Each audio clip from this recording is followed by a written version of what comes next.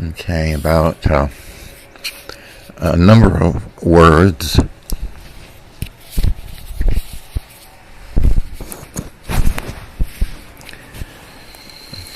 There are things in diving that one free diving the Mariana Trench and one discovers that there is no bottom. See, about freediving the Mariana Trench, you see, one becomes able to go to the bottom. Well, it turns out there is no bottom. It's like if you have a sock and you wanted to go down to the bottom, to see what all was in the sock. And you push your hand down in, and it just goes right through the toe of the sock. And your hand is out wiggling around in free air. And you kind of feel around and go, well, what is this? I thought there would be a bottom. That's what I thought. See, that sock is your concept of you. And it's just a little inaccurate. Because when you go down inside, you discover that you are in some way part of an universe. This is not book learning. And the things that you discover are non-trivial. For instance, like the man asked me if I believed in God. And I said, well, do you believe in ice cream? He said, yes. I said, well, have you had ice cream? He said, yeah. I said, well, then it's no longer a matter of belief, then, is it? One discovers non-trivial things inside. It's not a trivial thing to learn how to do. Easier for some, quite easier for some, and for others, such as myself. Because at the top of the ocean, you begin to go in and experience.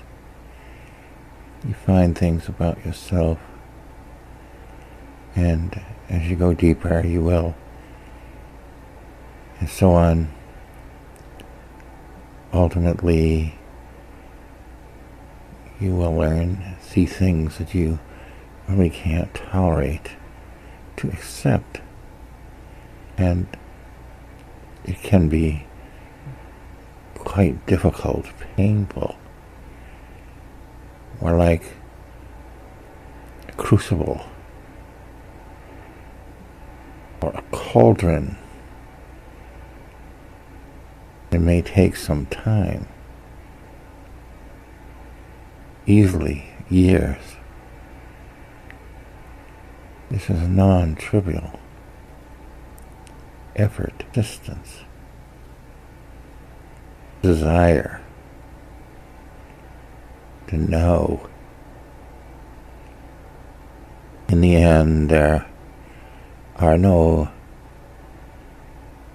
accolades. Nobody's opinion makes any difference.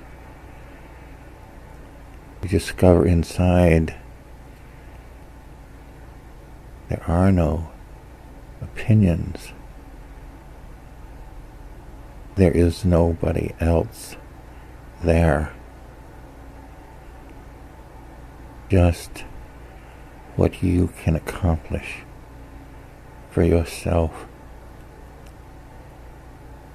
That's all that matters. Like a story comes to mind about a king who was fleeing from his enemies to his kingdom on all sides, and he ran across a man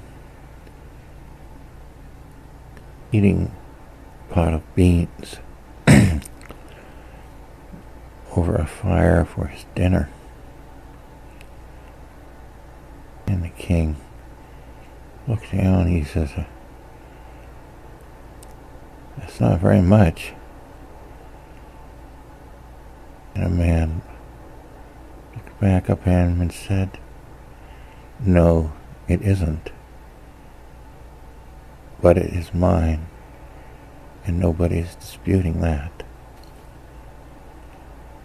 In the end, a pot of beans is absolutely sufficient, satisfying, nourishing, life itself. There are some words that are interesting.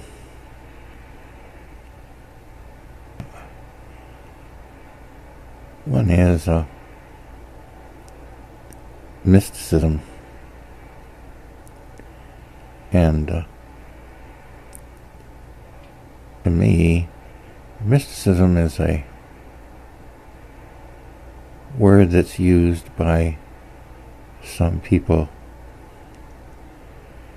to describe something that is mystical, having maybe a unusual cause or strange event of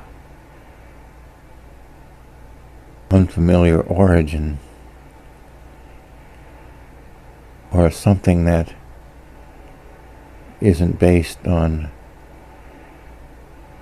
the law of cause and effect, that it somehow had a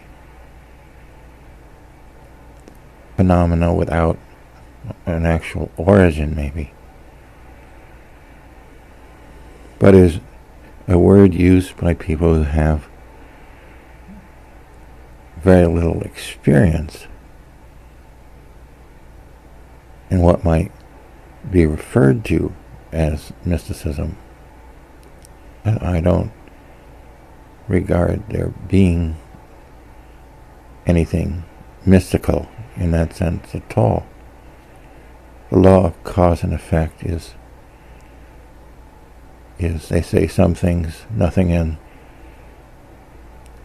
the universe is absolute, everything's relative. Well, the law of cause and effect is immutable.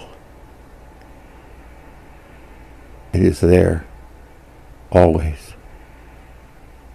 It is the fundamental law of the universe.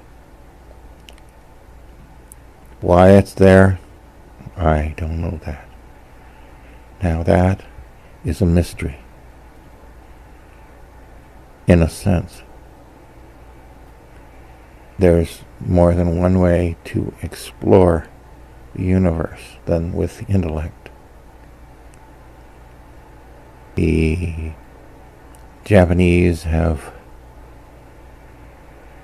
a couple of phrases about the law of cause and effect. One is the Inga Giji, which is the usual thing when you take a ball and a bat, cause and effect.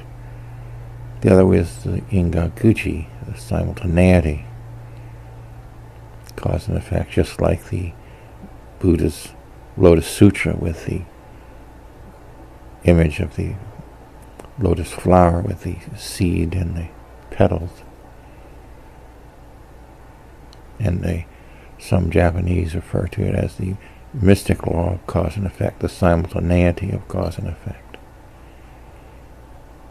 And there's a way to understand that.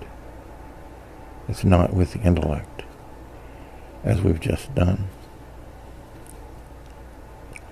So there's mysticism, and then there's something is mystical. It's just, it's like chance. A lot of people believe in chance. Well, the chance really is saying that we can't understand all the factors involved. Like the weather, even with our supercomputers, we can't predict the weather. It is predictable, it's just we can't do it right now. We can't put in all the necessary variables. We don't have supercomputers that are big enough and that we can predict, say, the path of a hurricane for more than a couple of days accurately. And even then, it may change. Or gambling. Casinos make their money off the law of chance. They don't know what the dice are going to come up the next throw, but statistically is just utilizing the occurrence of things in patterns without being able to predict, and it's just the law of large number of occurrences gives certain results that you can count on most of the time. And that's the way a lot of people